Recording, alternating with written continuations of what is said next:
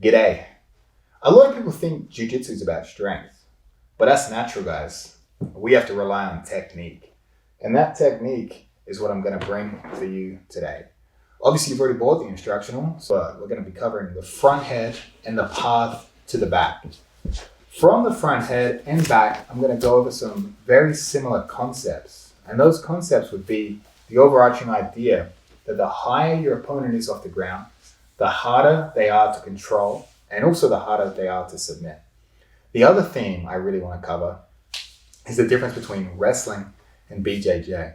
And I will be teaching some wrestling techniques. And you might be thinking, why the fuck is Craig Jones teaching me wrestling?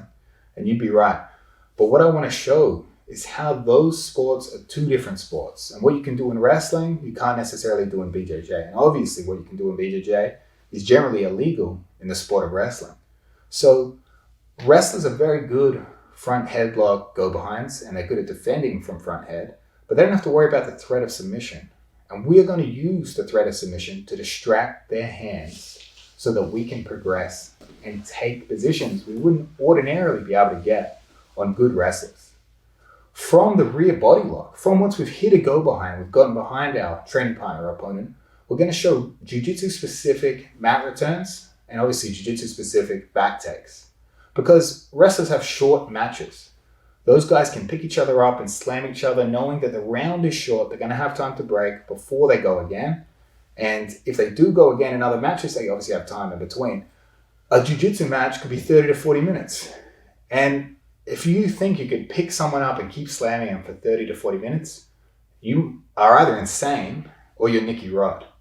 So today and throughout this instructional, we're going to be heavily focusing on the difference between jiu-jitsu and wrestling and the similarities and what techniques we can steal from wrestling and implement into jiu-jitsu. In jiu-jitsu, there are two bottom positions. A lot of people think that there is one bottom position, and that one bottom position is guard. But we also have turtle. Turtle is a bottom position too. And when we approach turtle from a front head, just like from the guard, we have to beat the legs. From head, we have to beat the arms.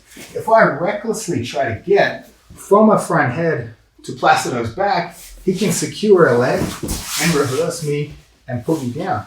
Just like from guard, if I recklessly try to pass Placido's legs, we can get submitted and we can also get reversed. If I throw these legs out of the way, leave some space, he can reverse me.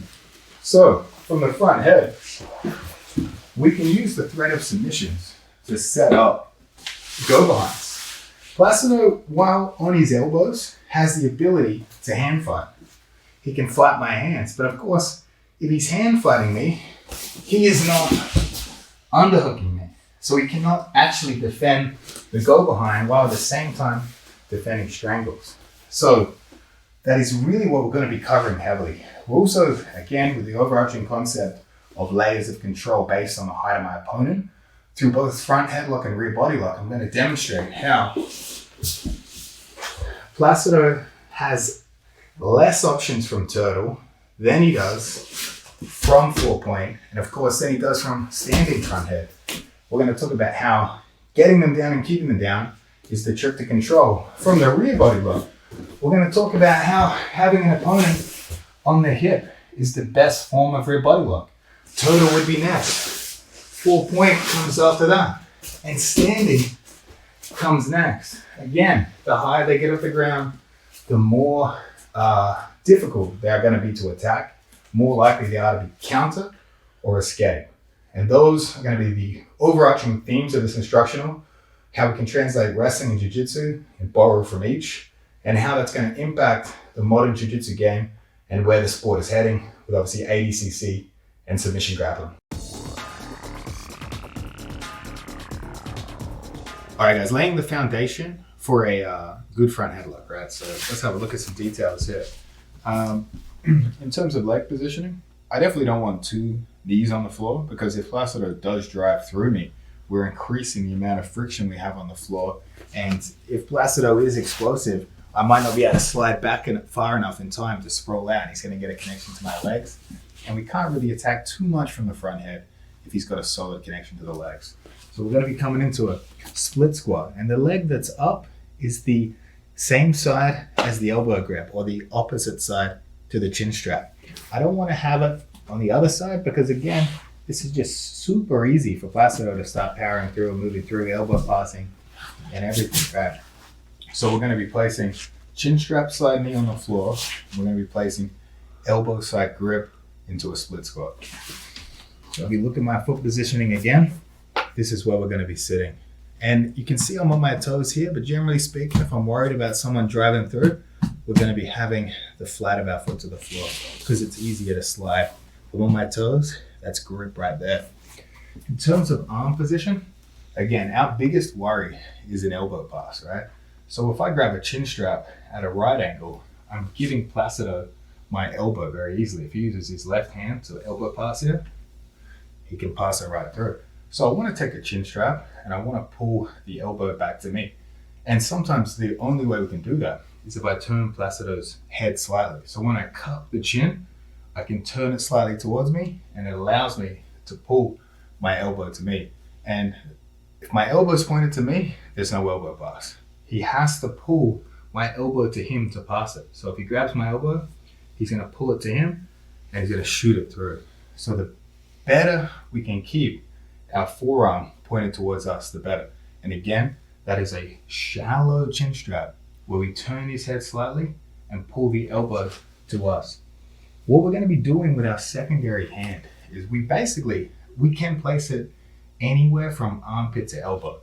But the closer it is to the elbow, the easier it will be to keep Placido down in this turtle position.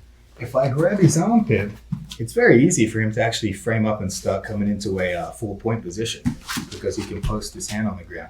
If we come back, I cup the elbow and I pull it to his head.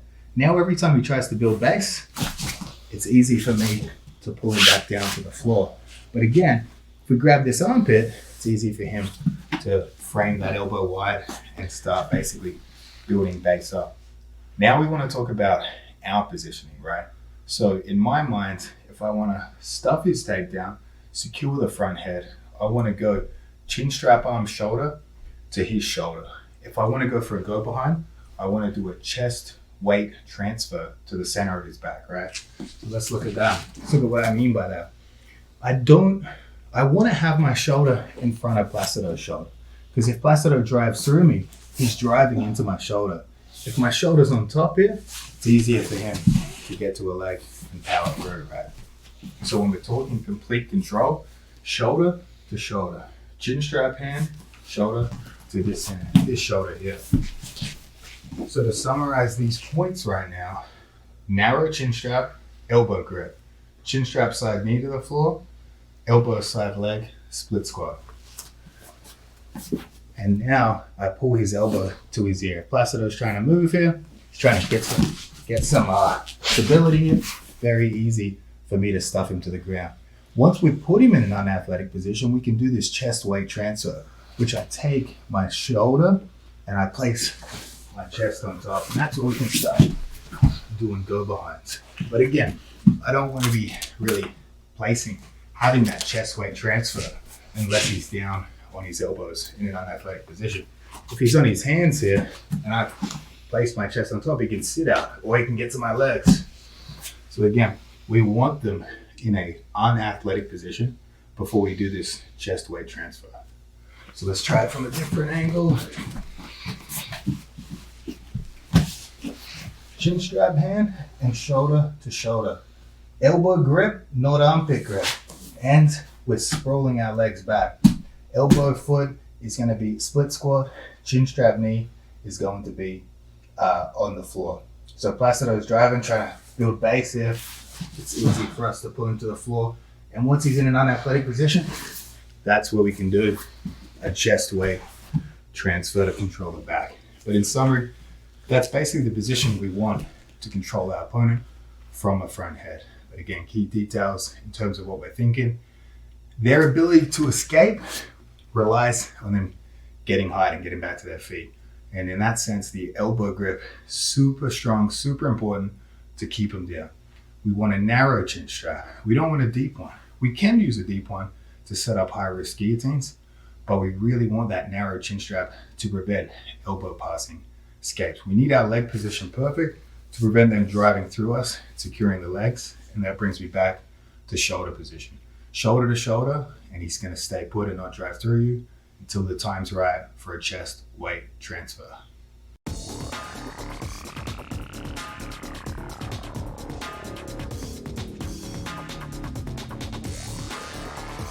All right, guys, let's talk about hand positioning for the head snap, right? So there is a technical way to do this, right? We don't necessarily have to go the Brazilian route and just start clubbing each other in the head, right? Although that's good to get your opponent emotional, it's not really technical, right? It's not going to be a technical approach. You might do it to piss them off, and then they might overreact, and that'll set up a shot. But I wouldn't say that's a technique worth teaching, right? But in terms of what part of the hand we want to club them with, we want to be using the bottom part of our hand here. And we want to really club, and I'm trying to pull the crown of Placido's head here. I'm trying to pull his head in front of his hips with the club, and that's how we guide him down right. I'm not even using the palm of my hand here. That's going to be much more likely to slip off. I'm using the base of the hand. So again, if we use the palm, sometimes that can slip off. If we use the base, it's going to be much more likely to groove into the base of his head, the crown of his head here, right? So when we do set up our snaps, we come through and the base of my hand is going to slide up his neck into the crown, and you can see how that's pulling his weight forward here versus what would typically be the palm of the hand and just slapping. When we do that, quite often it slips off, especially when we're sweaty here, right? But we can catch the groove of the base of our hand into the groove of the neck here. So if I were to just apply snapping pressure, we're pulling it forward. It's going to sound like on impact, but really it's the base of my hand catching the crown of the head here. So I really want to emphasize that, right? So let's look at it from this angle here. When we apply that, it's not an open hand slap. I literally am running my hand up the back of his head to pull him through. And that's the positioning of this collar class snap. So again, we're not just clubbing each other. We're not using the palm of our hand. We're using the base of our hand to catch the groove of the neck.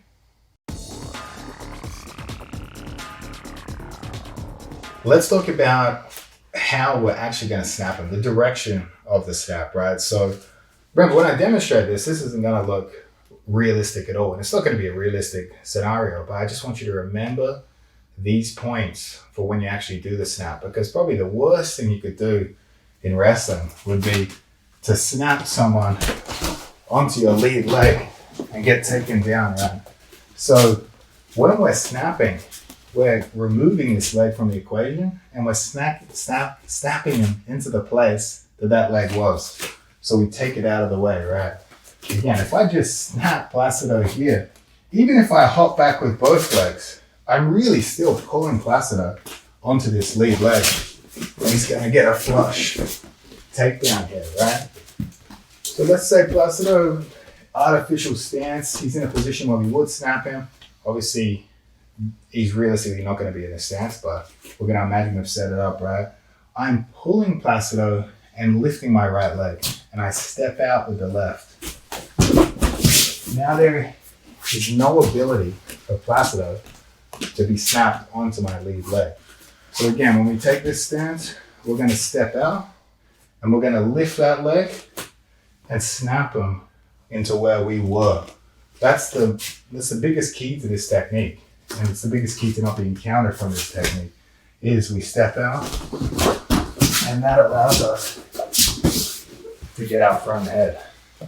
Again, please don't be so eager to be snapping this guy that you just pull him onto your leg. So if you can remember anything about the front head snap, it's that we're not pulling him onto the lead leg. We're getting that lead leg out of the way, and we're stepping at an angle to create, to limit his ability to get to our lead legs off the snap.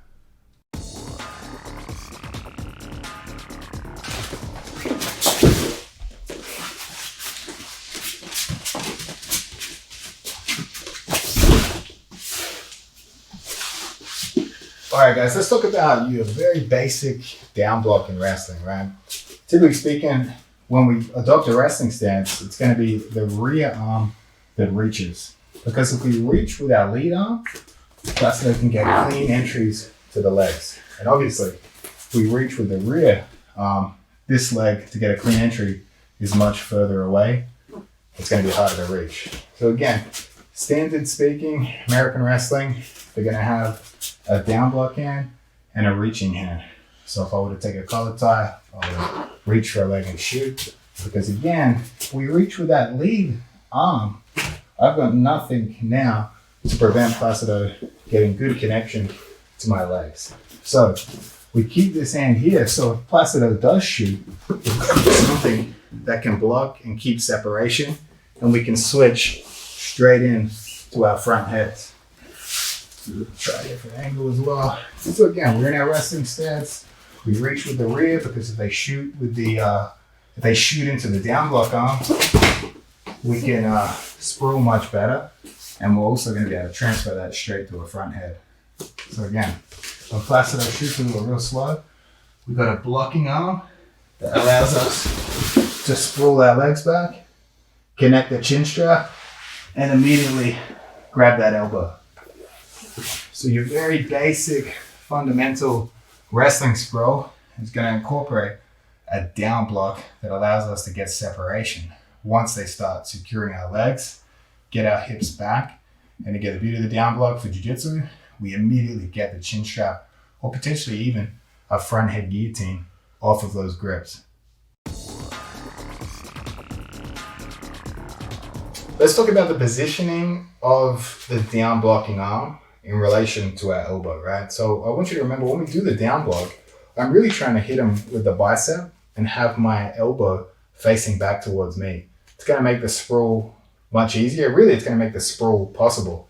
If you down block with your elbow rather than your bicep, you're actually not going to even cause any separation. And say, to demonstrate here, Placido will keep the leg grip, right? So say if he gets a hold of my leg and my elbow's facing Placido and I try to sprawl, he keeps connection.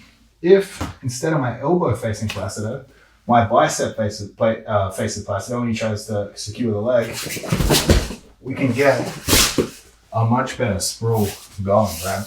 It's going to break his grip from my leg.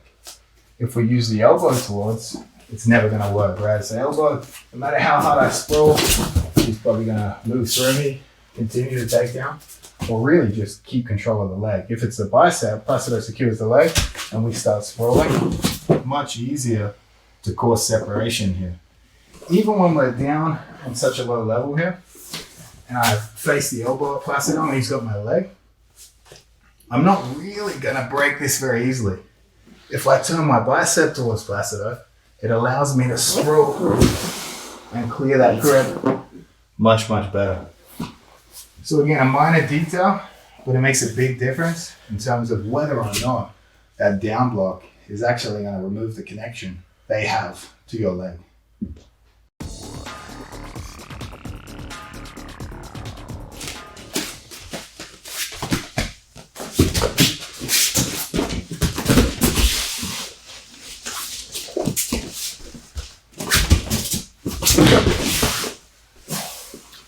All right, guys, now let's talk about how we can set up the snap from a standing position, right? So the snap depends on Placido's posture, right? So, and this is basic wrestling, right? If Placido's posture is upright, I would just shoot. I've got a great ability to run through Placido, and he's not going to have a great ability to sprawl. Placido's posture is low, and I try to shoot. I'm realistically probably not even going to make a connection to his legs. The same is true for front heads, but in reverse, right? Placido's posture is high, and I'm trying to snap him from here. Probably all I'm going to do is snap him onto my legs, and he'll take me down, right? If Placido's posture is low, and his head and shoulders are in front of his hip line here, the snap's going to be very, very easy, right? So again, it's not just a matter of trying these techniques when they're in this position. It's a matter of putting them in these positions and flowing straight into the technique. So again, resting 101 would be if I wanted Placido to posture, I would try to snap him. And when he postures up, we get our shot. The same is true for the front head snap, right? If I want Placido's posture lower and I want his shoulders and head forward of his hips, a great way to do that would be to make him think I'm going for a shot. And he pulls his leg back. He can't pull his leg back and keep good posture. And that allows me to, instead the hand that reached for the leg, to now grab the back of the head and we can get out snaps.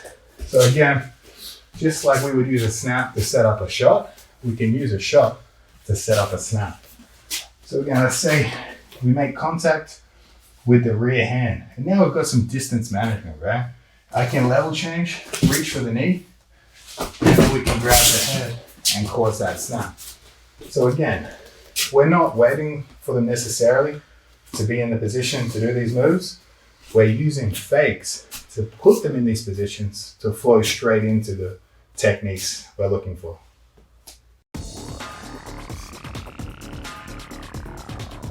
All right, guys, we're going to talk about how to do an underhook snap now, but really, we should cover just some basic ways to get to the underhook. So let's take a look at 3 simple ways that I like to get to the underhook, right? The first one would be off a basic grip bike. So I'm going to be taking a thumb down grip. So we're going to look at the Placido's hands here. I'm going to take a thumb down grip on the wrist, right? We're going to pummel our elbow inside of Placido's elbow. Now it's impossible for him to win the race here to prevent me securing an underhook, right? So we can do that off both hands. Thumb down.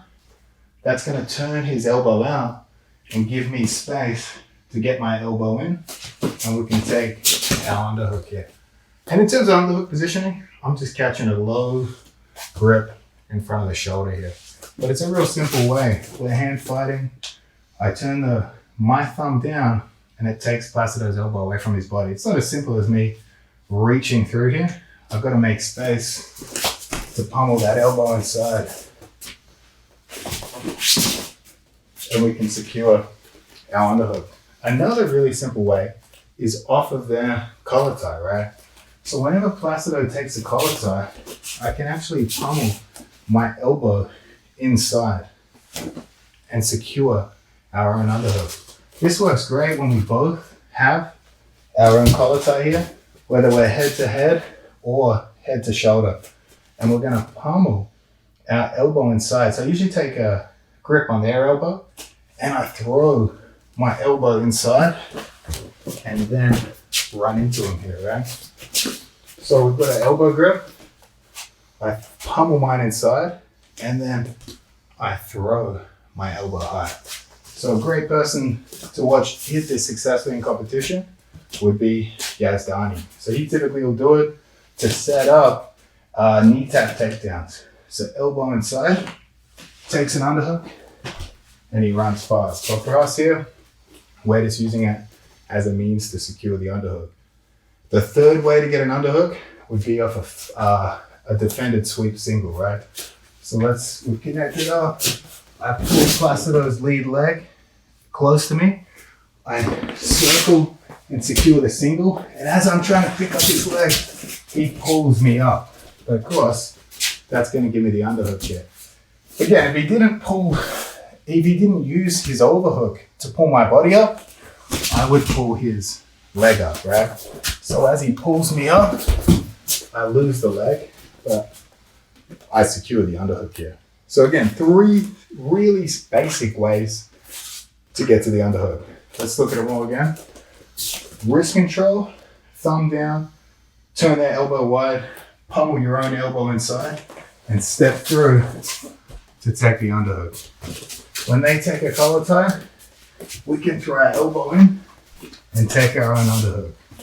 Or we shoot a sweep single and they pull us up. So that's going to give us our underhook here. So again, guys, 3 simple ways to secure the underhook before we get into the underhook head snap.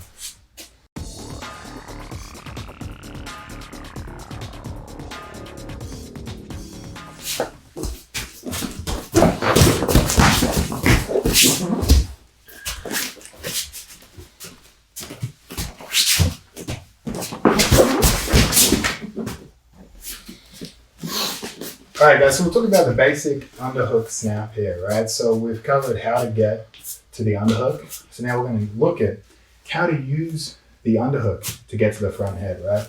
So let's say we've got our underhook position here. So you can see I'm not too deep. I'm obviously not too shallow. That's going to give me a strong lizard. I'm just cupping in front of the shoulder here. And a good detail for the underhook is obviously we want good head positioning here. I don't want to give Placido good head positioning because he's going to have an ability to dig his own underhook much easier here. If I keep good head positioning, it's easy for me to control this side and block the wrist. So how do we use this to get to the underhook? Sorry, how do we use the underhook to get to the front head? That's with a circular motion, right? It's going to be very tough for me here to snap Placido in a linear way, and that's directly into me.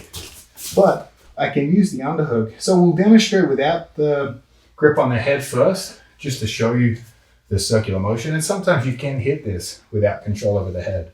The technique just has to be perfect, right? So I'm pulling Placido in front, trying to pull his shoulders in front of his hips here. So when I use the underhook, I'm pulling him forward. But you see how he catches up. He relines himself up here to keep his posture good. As I pull him forward, I circle, and it decreases his ability to keep his hips forward. So when I pull him forward, his upper body comes forward, and he squares it back up by walking forward. But if we pull him forward and around, it's tough to keep getting your hips back underneath to adjust your posture, right? So we'll look at from this side. So again, I'm pulling Placido, so Placido doesn't react here. I pull his shoulders in front of his head to start generating the snap. But of course, when we do that, he walks in and walks his hips back forward. So we have to create a circular motion. And I'm basically pumping that underhook. I pull him forward and around, until of course he's forced to post his hands to the floor. If he doesn't post his hands to the floor, Placido is going to go flying. So he has to create stability. And then we can use a collar tie as a guide. And instead of your typical collar tie, I'm going a reverse collar tie here. So I'm posting and keeping weight on the back of his head. So we pull him forward and around. And then we can immediately secure our front head position. But this hand, I don't want you to think of it as a typical collar tie where we're pulling. It's just guiding him. So we're guiding him in a circular motion. So we'll do one to see what would happen if Placido refused to post his hands on the floor. And then we'll do one where you realistically see what a typical response is. So if Placido is so crazy that he won't concede for stability, he's gonna fall right over here, right? But if Placido realizes his danger and he posts on the mat, we're gonna get the front head every time. So remember, if you're training with beginners, the first time they're probably gonna go flying, but don't assume that's how most of them are gonna go. Most of the time, guy's gonna sense danger, he's gonna post a hand on the floor and invite the front headlock position. We're gonna cover how we use the Russian to get to the front head. But first, obviously you're gonna be asking, what is a Russian? A Russian is a Russian tie. It's a type of tie-up that's very popular in Eastern Europe, right? I'll demonstrate what it is and then I'll show how we get there, right?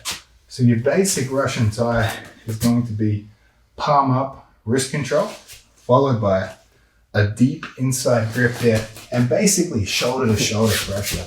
We have control over them here because we're basically behind the elbow. We can pull downwards pressure, we can pull them back into us here, but it's a tough control for Placido to beat here. And we do have the ability that Placido can't really use his head to fight here. He can't turn that in, we can stay behind here. So this is your grip. How do we get to this grip? typically speaking, it's easiest off a collar tie. So when Placido grabs the collar tie, I'm going to be reaching inside, looking to grab the wrist and throwing my shoulder down to clear that grip. So when we combine those two, it gives us this Russian tie grip here, which again is very difficult for Placido to flat against. So your basic drill to learn how to do this would be Placido can just go side to side.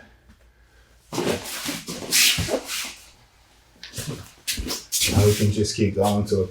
Sometimes as well, a good drill is a common defense Placido has here is to post on my head. And he starts trying to make distance and retract his arm. But we can switch to the other arm off this and keep maintaining those Russian ties, right? So you've got your really strong control from the Russian tie and a couple of basic drills to either get it or maintain it. But again, with your partner, just be throwing collar ties. We're pummeling and we're clearing it with our shoulder, grabbing a grip close to the armpit here. If they frame on your head here and they start making distance, we can come over the top, grab the wrist, and re-secure the Russian on the other side. What can we do from the Russian? We do have a lot of options off of these basic grips, right? So let's look at a basic foot sweep here. If Placido stands too close, I could potentially lift this and knock him over. But generally speaking, he's going to be very, very aware of that, right? But we can use that foot sweep in combination with a front head entry, right? So Placido, it's going to be hard for me to pull Placido to the floor here because he's going to keep his shoulders above his hips. But to defend a foot sweep, he needs to take a step back. And now we've broken his posture, and it's going to be easier to drive him to the floor here and secure our front head grips, right? So it's one of those moves that it is in a way a fake move because really it's not going to work, but it's going to cause a reaction to give us a much more high percentage move. So we come through, I start to fake this foot sweep, he steps out, I throw him to the floor, and I enter my front head. And that's off the basic Russian tie. But I mean, just to have a better picture of what else we could do from here, or Placido, we can use hip tosses to get his hands to the floor so I can hop in and kick out with my other leg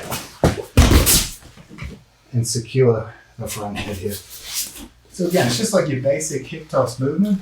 You gotta hop inside and drive his weight over the top. So I'm gonna hop my left foot deep at the same time as I kick. Then I use my shoulder to shuck him over the top. So we've got two basic ways to get to the front head from the Russian tie. Some of your more simple options from this position, the most basic being a kind of go-between, is I gotta get this hand above the elbow as I circle to Placido's back here. So again, if we have this Russian tie, if I can ever get my hand above the elbow here, it's going to be difficult for Placido to prevent these back takes.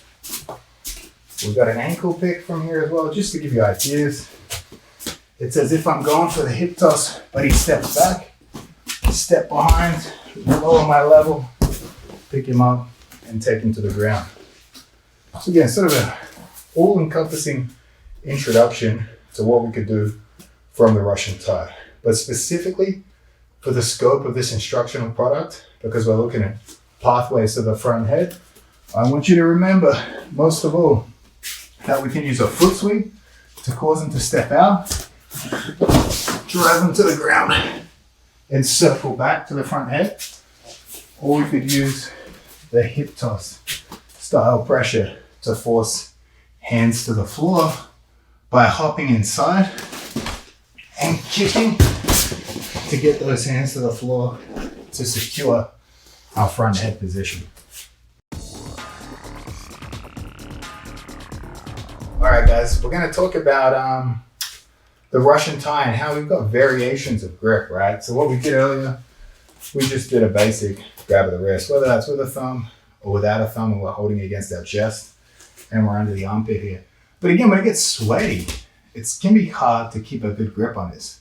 So we can take a variation, which is a figure 4 variation. So the hand that's cupping the bicep here is gonna pummel deep, and it's gonna hook under our other hand here. And I'm not hooking palm up, I'm hooking palm down. So now when Placido is trying to clear this grip, very, very tough, right? And it actually gives us a better ability to drag to the floor to secure our front heads. So again, we've got our regular Russian. All we're doing is funneling the sand deeper here. And we got a really tight connection here. So Placido is trying to clear these grips. It's going to be much tougher, right? Whereas here, if we hang out here too long, especially when we're sweaty, Placido can start clearing grips. Obviously, we can follow that up with stuff. But through this grip, we want a more stronger connection. And that doesn't mean we can't do some of the things that we were doing previous. I can still try to attempt a foot sweep and get him to the ground.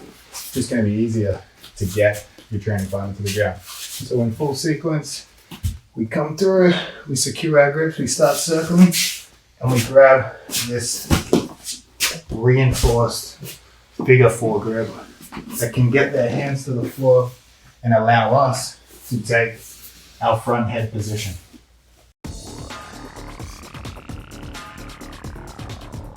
So guys, we're talking about Russian ties here, right? And I want to tell you where I first got experience with the Russian tie, because obviously being from Australia, we don't have wrestling in schools, high schools, universities. We really don't have any wrestling at all, freestyle wrestling.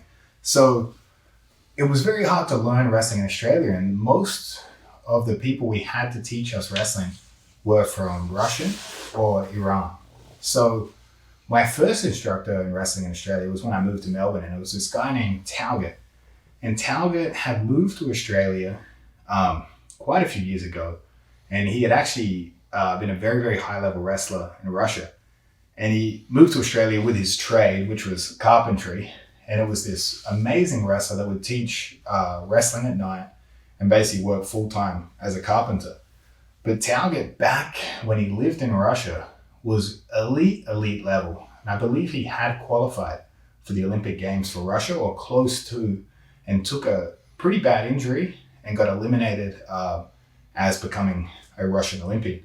I remember him even telling me a story about when he faced off against Busavar Saitiev, which obviously a lot of people consider maybe the greatest wrestler of all time.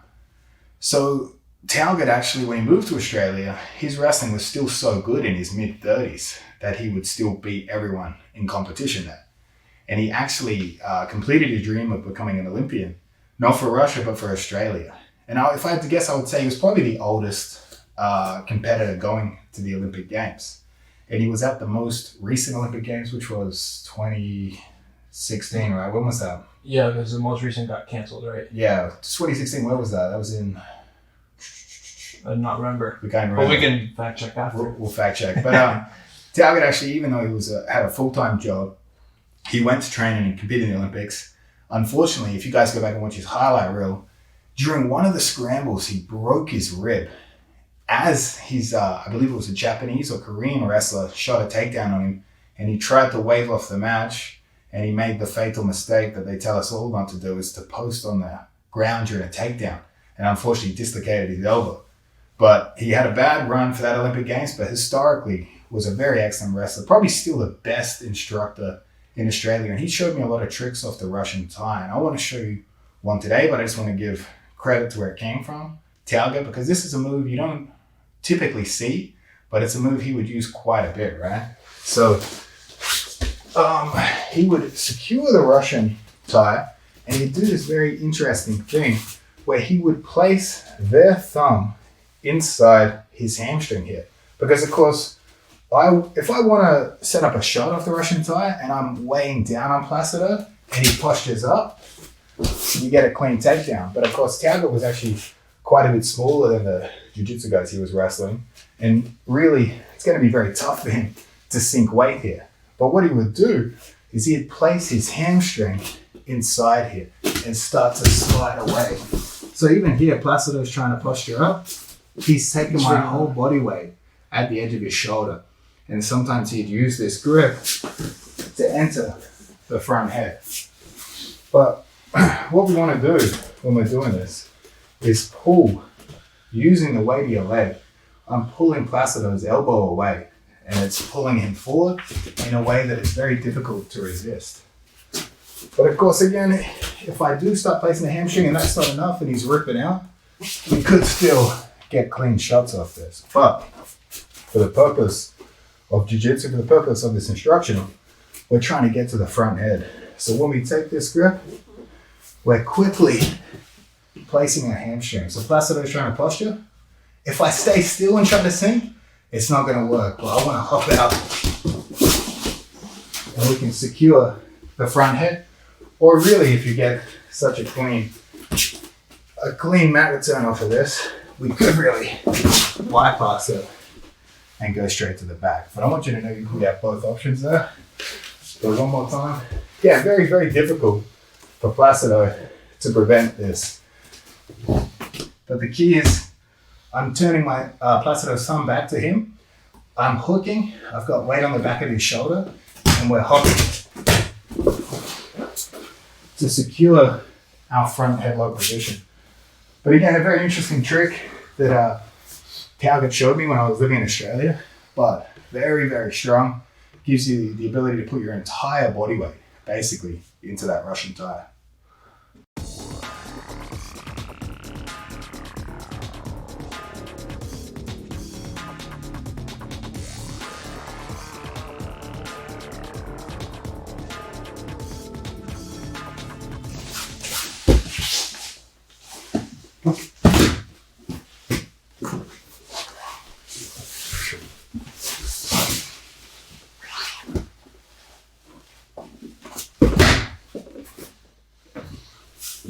Alright guys, let's take a look at our first basic snap from the butterfly position here, right? So in this particular snap, we're going to be covering when our opponent has a low posture. So typically you'll see this when guys are trying to defend leg locks. They'll keep their posture really low as if they're framing. And again, if we just spammed leg locks and tried to elevate them from there, they're in the wrong position and we wouldn't make that happen. But we can easily snap them into the floor. So this particular one is a same side snap. We call it the same side snap because the hand I'm snapping with is also the hand I'm chin strapping with, right? So we'll cover the cross snap shortly, but for now, let's take another look at the same side snap. So again, Placido's gonna have a low posture here.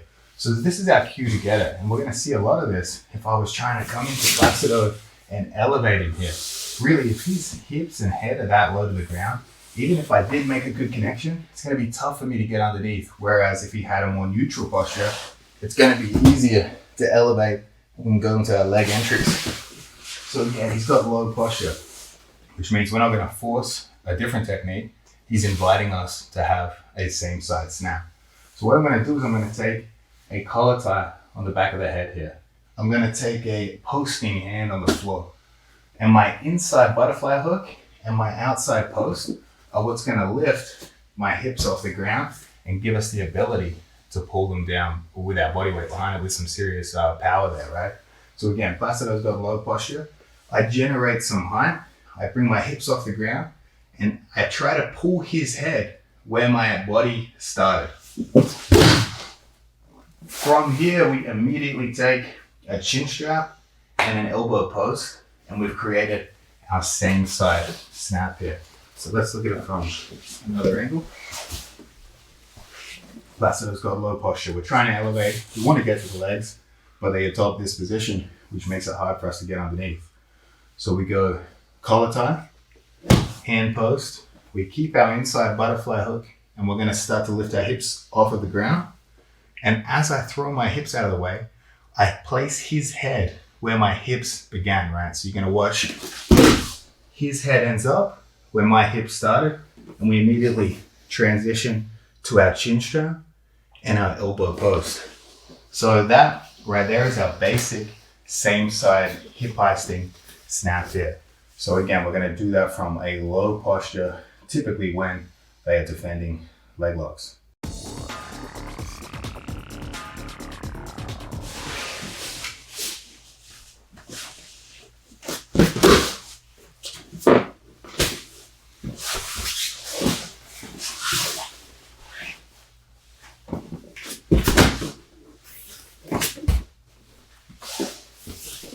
All right, guys, so we're gonna take a look at a cross hip snap from when our opponent has low posture. So again, it's basically we're in the exact same position that we've been doing, where our opponent has low posture. And again, generally, this is when they're very evasive, concerned about leg locks. Again, they don't want us to be able to elevate. If Placido has a neutral posture, we can easily get underneath, elevate, and start to attack the legs. So when guys are worried about this, their posture starts to get down. We have no space to get underneath, but we have space to start hitting a cross hip snap. Because when Placido's posture is low, it's easy for my head and eventually my hips to start getting above his body weight, right? So just like the same side snap, we're gonna be taking a collar tie, we're gonna be taking a hand post, we're gonna have one foot in between their legs. We generate some height by lifting our butt off the ground, and we're gonna pull their head where our hips were. So I pull my hips out of the way, I stuff Placido's head into the ground, I don't take weight off the top of the head, I switch to a chin strap and secure my elbow positioning here. Again, low posture, it's difficult for us to get underneath. And again, this is why we wouldn't force just spamming leg lock entries, right? When they give us a certain position, we take a certain reaction, right? So collar tie, hand post, we have our foot framed in between their legs, and that's going to allow us, with our hand post and inside foot, to start to generate height with our hips. I jump backwards, and I stuff his head where my hips used to be. Without taking weight off the back of his head, I switch to a chin strap, and I look for our elbow positioning here. And that's how we generate a cross hip snap versus a same side hip snap.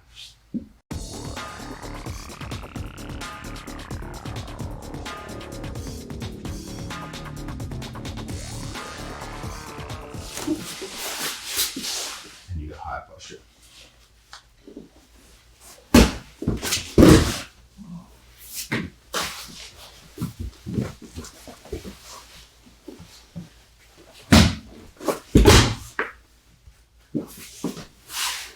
All right, guys, so let's look at how we could take a hip heist and a same side head snap on our training partner or opponent when they have higher posture. So if we look at Placido's posture here, he is not really inviting a head snap because his head is high. It would be foolish for me to just try to snap Placido down from here. It's going to be difficult. But we can use a sort of an action reaction to force him to move where we want him to move. So from here, if Placido's shoulders are sort of in line with his hips, if I can push his shoulders behind his hips here, sometimes we can even just push people over. So again, like when our opponent has low posture, they're evasive because they don't want us to get underneath. When they have high posture, they're sort of evasive because they want to keep us at arm's reach here. So he's keeping me back, but his posture's high.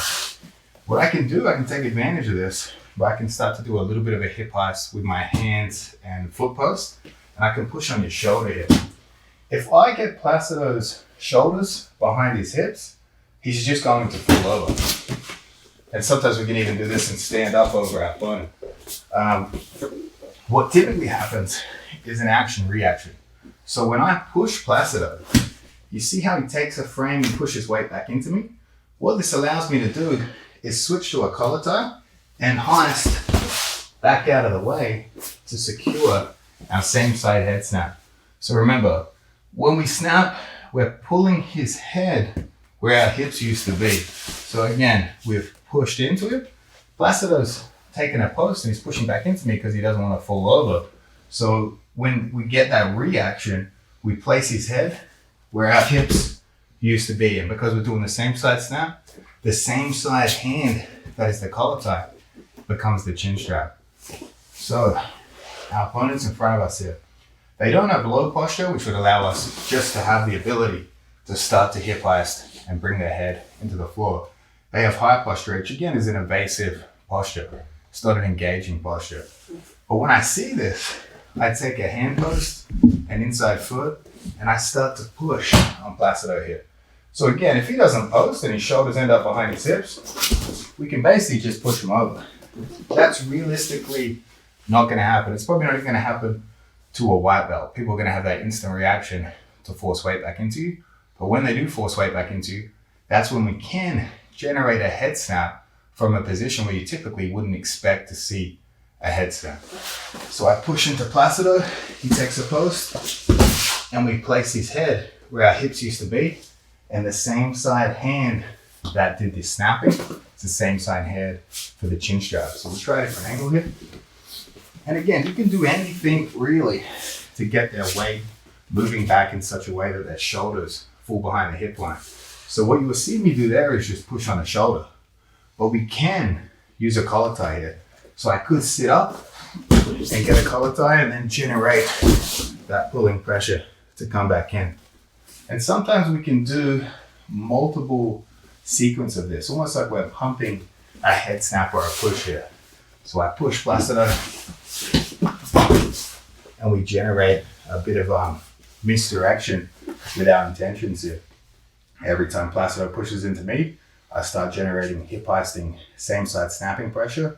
And when he pushes away, pulls away from me, I try to run him down with forward pressure. So that right there would be our same side head snap from an opponent's high posture.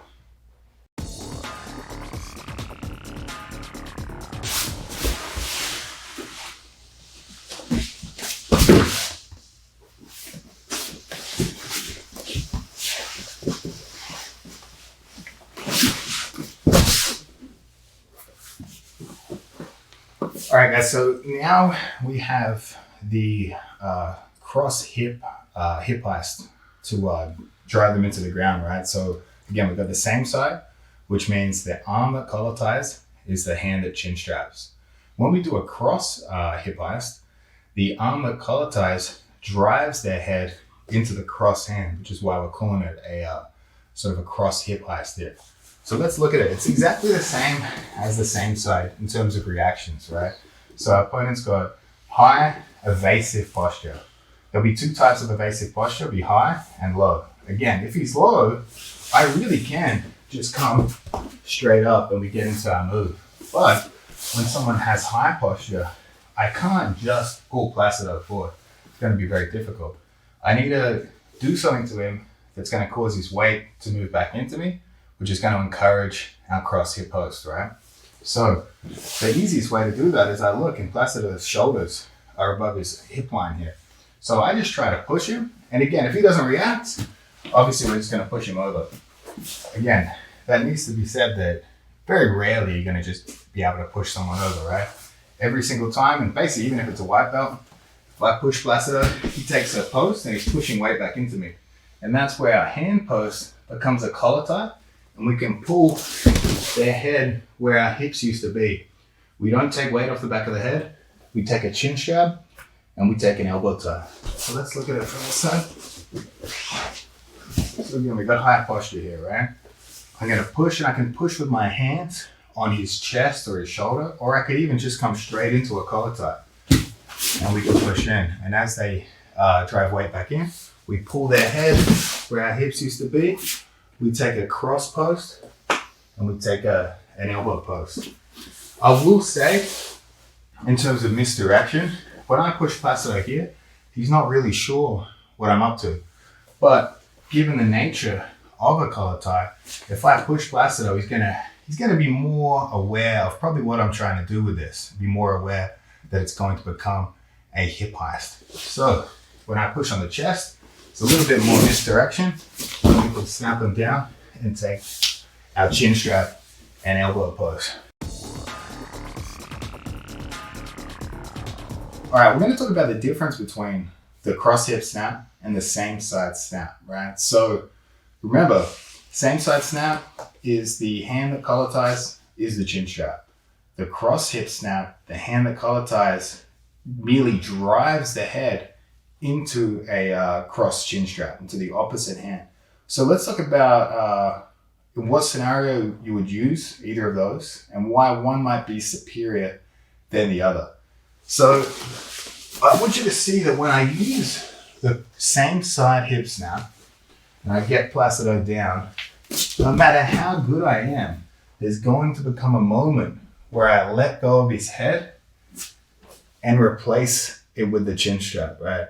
So there's going to be a moment of weightlessness where you see the hand comes off and I try to drive and secure the chin strap.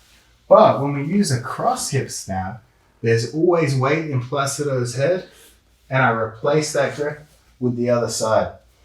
So generally speaking, in terms of safety, it's going to be better to use a cross hip snap because we don't lose connection to his head. But obviously no one is perfect at doing things on all sides. So in my experience, my personal experience, my strongest collar tying hand is my right hand. And that generally speaking means I'm right-handed. And when I'm right-handed, that means my strongest chin strap is also going to be with my right hand. So for a person like me, I'm willing generally to take the risk so that I can be a strong collar tie and strong chin strap hands. I'm willing to take that risk to use the same side snap because I have better control from the chin strap if I do it with my right hand. And also in terms of submissions, my guillotine is going to be better, especially my arm in guillotine if I'm using my strong side as the control, as the chin strap style grip. But again, it's a trade-off. So if you are ambidextrous, or if you're early in your jiu-jitsu career and you drill these things perfectly on both sides and you have no discomfort doing it on the other side, I would always recommend using a cross hip snap because I've got weight in Placido's head until I transfer to the other side. But again, in terms of control, that's not all we have to think about. When I want to apply submissions, it can be better to use a cross snap. So say I really am looking to secure a front head position to immediately go into a strangle, a cross snap's going to be even better. And that might mean I take, instead of using the same side snap, I might switch to use my weaker hand as a collar tie and pass it in to a deep guillotine because we can transfer immediately into the submission with a cross snap. But if I use the same side snap, I have to secure and then I have to start bringing the head over to start thinking about attacking guillotines, right? Let's say we use the cross snap. Right? I come up, I pull Placido down. It's very easy for me to throw that grip all the way through in that scenario in which we'd attack a high risk guillotine. So these are more conceptual ideas I want you guys to think about. So try to decide which is my superior collar tying hand, which is my superior chin strapping hand, which is my superior guillotine hand. And you can use those things to decide what would be the right snap for you and what would be the right snap in the right circumstances. Say, for example, I'm facing off against a high level wrestler. I might be thinking of really choosing to use the cross collar snap and pass them straight into a guillotine, understanding that their front head defense and for me to control that position would be limited, whereas their vulnerability to guillotines would be high. Whereas maybe I'm facing off against a pure jiu-jitsu guy, and I know if I secure the front head, I could keep him there as long as possible. But his guillotine awareness will be strong, and they might even be on two elbows, readily defending the hand. We can assume people's skill set and reaction based on the past experience they've had.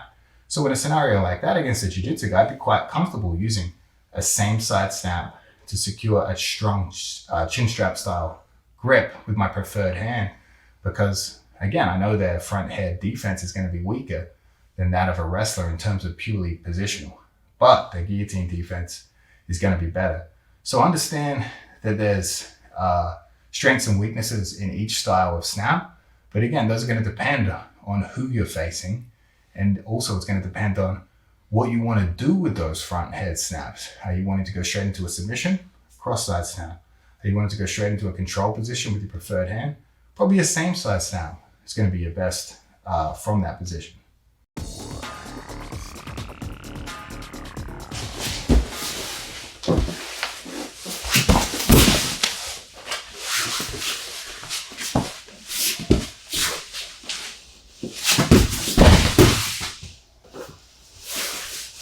All right, let's talk about how we could get to the front head out of a failed sumigashi or a butterfly sweep. So in this particular scenario, we're trying to generate a butterfly sweep, but they're able to save one of the grips, and that's going to cause us to lose control over that sumigashi, and generally speaking, they'd back out with low posture. And from this scenario, we could hit a same side snap or a cross side snap. So again, same side is the hand that snaps, passes into the chin strap. The cross side snap is the hand that's the collar tie, is passing cross body into a cross side chin strap.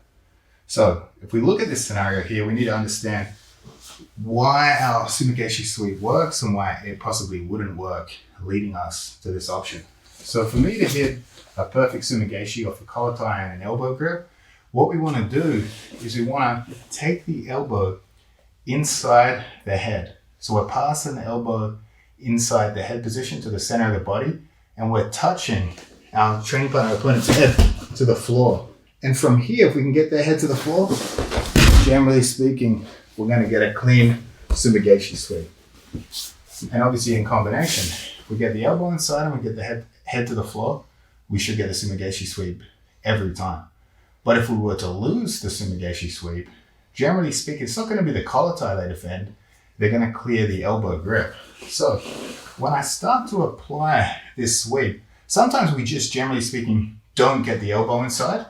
Placido's resisting. Sometimes we get the elbow inside and they pummel it out on the way, right?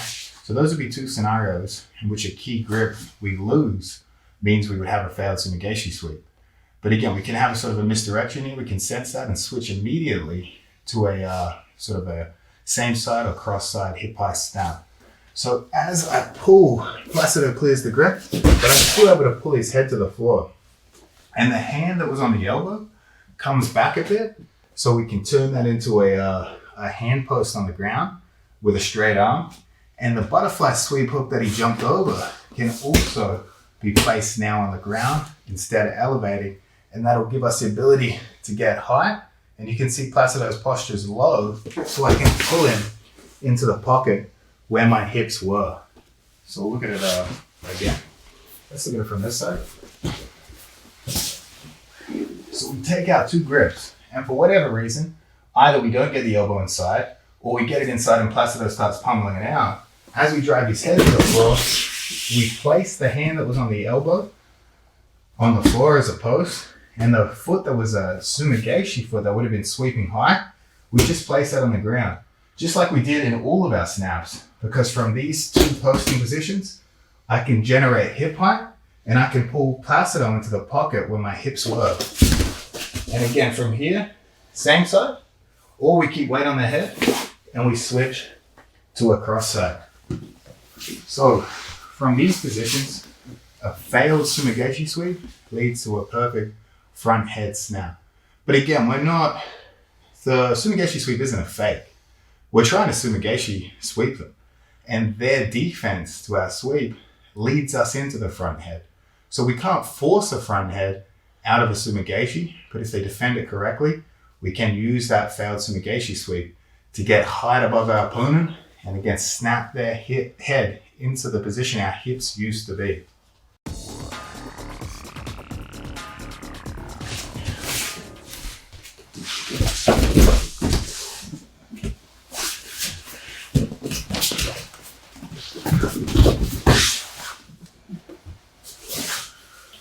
Alright guys, so let's look at how we could get a heist or a hip heist to the front head from a position where we ordinarily wouldn't envision that to be possible. I mean, realistically, Placido's standing above me here. My ability to get above him here seems pretty slim. But again, we know how opponents react. Generally speaking, as Gordon Ryan would do when he's dealing with a standing opponent, he's always harassing the feet. He's always messing with their balance. And we know that opponents get sick of that. And what generally speaking happens when they get sick of that is they drop to two knees.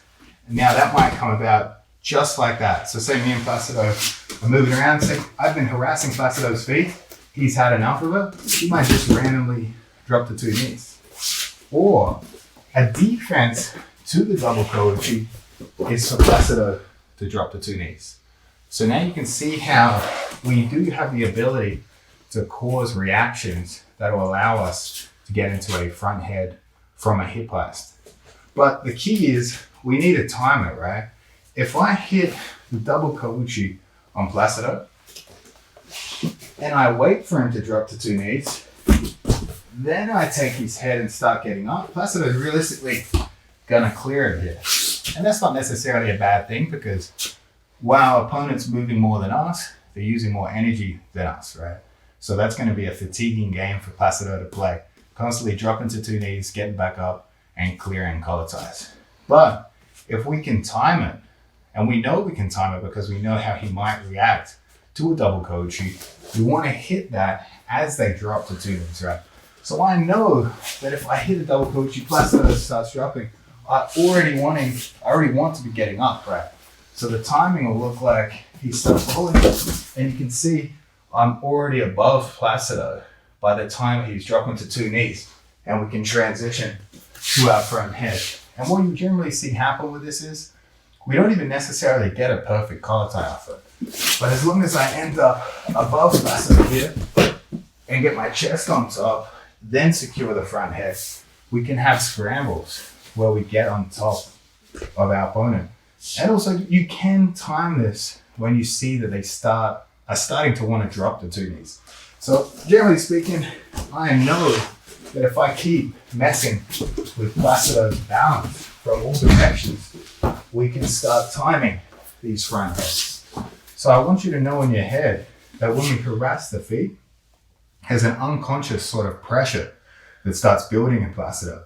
As his feet start getting wobbled, he does start to think to himself, I better get to 2 knees. I'm going to try passing from 2 knees. They get uncomfortable because the more we can off balance them, the more likely we are to generate a good attack. And when they drop to 2 knees, they're going to feel confident that we don't have as strong an ability to off balance them from there. So we know that. Remember that. You harass the feet long enough, they will drop to 2 knees. And that goes without saying for generally speaking, most people. We keep harassing the feet, they will drop to 2 knees. But the best one is going to be the double Kouchi, because that is a attack with a specific defensive reaction that brings them onto 2 knees. So when I hit the double Kouchi, 1 foot in, the other foot in, we push on the hip. As he starts dropping, we're already getting up. And as I get up, I can pull his head into the space I used to be. Or sometimes if they drop, we can just get straight up and get on top, whether that's with an armpit grip or whether that's just getting our chest on top of them here. So we can force front heads from a position with our opponent standing above us that you ordinarily wouldn't even expect was possible. But it all comes down to timing your ability to get up as they're dropping and not waiting till they hit the knees to start generating that hip heist.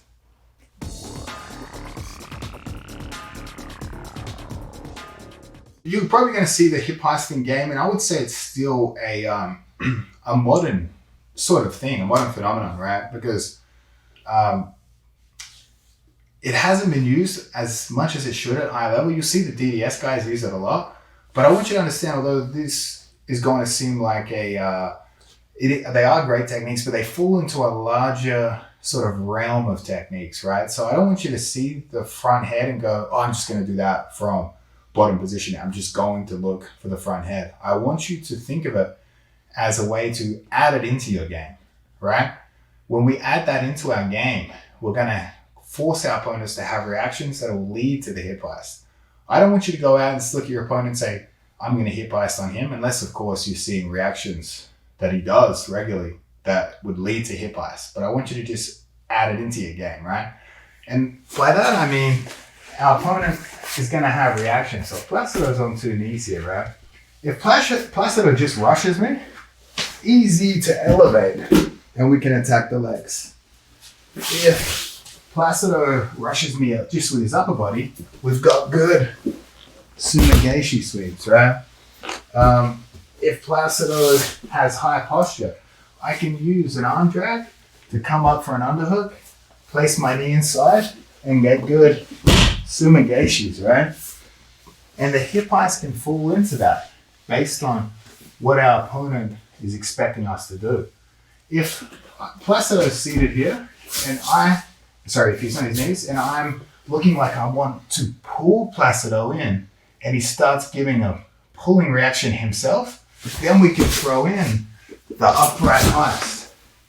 If I've been constantly trying to pull and elevate, and maybe I have elevated Placido, but he escapes and he starts getting a low posture, I'm trying to come in, then we've got our hip heist, right? But again, let's say he's just pretty neutral here. I don't just want to go and try to pull his head into the floor. I would have to have such a huge strength and weight advantage to even realistically have a shot at doing that. But when we're playing our open guard game, maybe I'm grip fighting, I'm trying to pull, I can't elevate him, so I push, and then we snap him. You're gonna see how we can flow into this, but we're not forcing it. And another way we can think about adding this into our game is jiu-jitsu sort of has an unspoken gentleman's agreement where I'm on my butt, so I play guard and I don't try to stand up. That's basically what happens. But realistically, a guard game should have equal parts ability to stand, sweep, and submit.